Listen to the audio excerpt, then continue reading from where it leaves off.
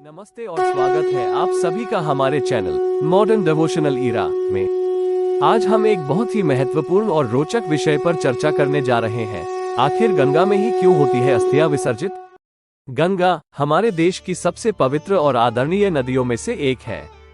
इसकी महिमा का वर्णन हमारे शास्त्रों, पुराणों और धार्मिक कथाओं में सदियों से होता आ रहा है। गंगा का महत्व केवल धार्मिक ही नहीं बल्कि सांस्कृतिक और सामाजिक भी है।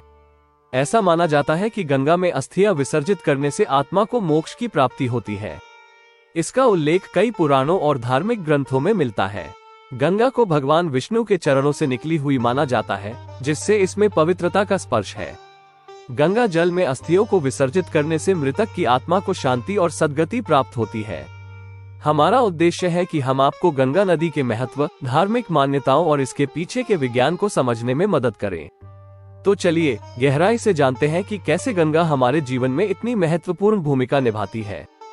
पतित पावनी गंगा को देव नदी कहा जाता है क्योंकि शास्त्रों के अनुसार गंगा स्वर्ग से धरती पर आई है।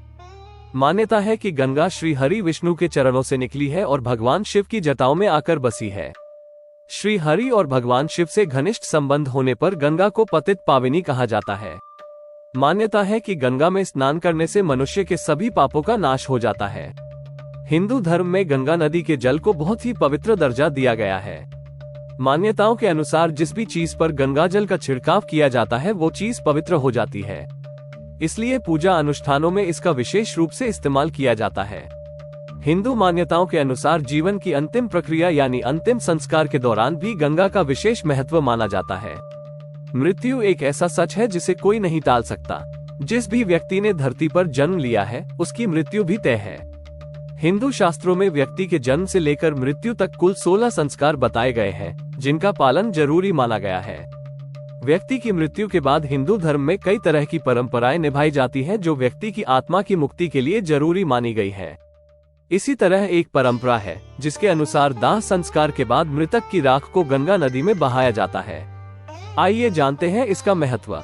हिंदू धर्म में मृतक के शरीर को अग्नि में जलाया जाता है, जिसे दाह संस्कार कहा जाता है। ये हिंदू धर्म के 16 संस्कारों में से आखिरी संस्कार होता है। अंतिम संस्कार की रस्में पूरी होने के बाद राख को पवित्र जल स्रोत गंगा में प्रवाहित कर दिया जाता है। हिंदू वेद पुराणों में माना गया है कि गंगा भगवान विष्णु के चरणों से निकली है, जिसे भगवान शिव अपनी जटाओं में धारण करते हैं। ऐसे में यदि मृतक की राख को गंगा नदी में प्रवाहित किया जाता है तो इससे उसकी आत्मा को शांति मिलती है। साथ ही यह भी माना जाता है कि जब तक मृतक की राख को गंगा में प्रवाहित न किया जाए तब तक मृतक की आत्मा की यात्रा शुरू नहीं होती। इसलिए दाह संस्कार के पूरे होने के बाद राख को गंगा नदी में बहाना जरूरी माना जाता है ताकि मृतक की आत्मा को शांति मिल सके। गरुड़ पुराण में मिलता है जिक्र। गरुड़ पुराण के अध्याय 10 में एक कथा का जिक्र है जिसमें मृतक की अस्थियों को गंगा जी में प्रवाहित करने का महत्व बताया गया है। कथा के अनुसार पक्षीराज गरुड़ भगवान विष्णु से पूछते हैं कि हे स्वामी, जब भी किसी की मृत्यु हो जाती है तो मृतक के परिजन उसका दाह संस्कार कर देते हैं, लेकिन उसके बाद परिवारजन मृतक की अस्थियों को संचित क्यों करते हैं और इसे गंगा नदी में प्रवाहित क्यों किया जाता है? इस पर भगवान विष्णु कहते हैं, मृतक का दाह संस्कार करने के बाद उसकी राख या अस्थियों को गंगा नदी में प्रवाहित करने से मृतक की आत्मा को शांति मिल जाती है, क्योंकि पवित्र नदी गंगा उस व्यक्ति के सभी पाप नष्ट कर देती है। क्या है इस परंपरा का वैज्ञानिक कारण? वैज्ञानिक रूप से भी अस्थियां प्रवाहित करना गलत नहीं है, क्योंकि नदी में प्रवाहित मनुष्य की अस्थियां समय समय पर अपना आकार बदलती रहती हैं, जो कहीं ना कहीं उस नदी से जुड़े स्थान को उपजाऊ बनाती है। हमारे धर्मों में जो भी रीतियां बनाई गई हैं वे केवल धार्मिक कर्मकांड नहीं बल्कि वैज्ञानिक दृष्टिकोण से भी खरी उतरती है। मरने के बाद हरिद्वार क्यों जाते हैं? मृत जनों के उद्धार हेतु हरिद्वार व प्रयाग की गंगा नदी में अस्थियों को विसर्जित किया जाता है। माना जाता जब भागीरथ गंगा जी को धरती पर लाए थे। हरिद्वार में जैसे ही मां गंगा का आगमन हुआ, भागीरथ जी के पूर्वजों की हड्डियों पर गंगा जी का पानी पड़ते ही उन्हें मुक्ति प्राप्त हुई। हरिद्वार के ब्रह्मकुंड में अस्थियों को विसर्जित किया जाता है।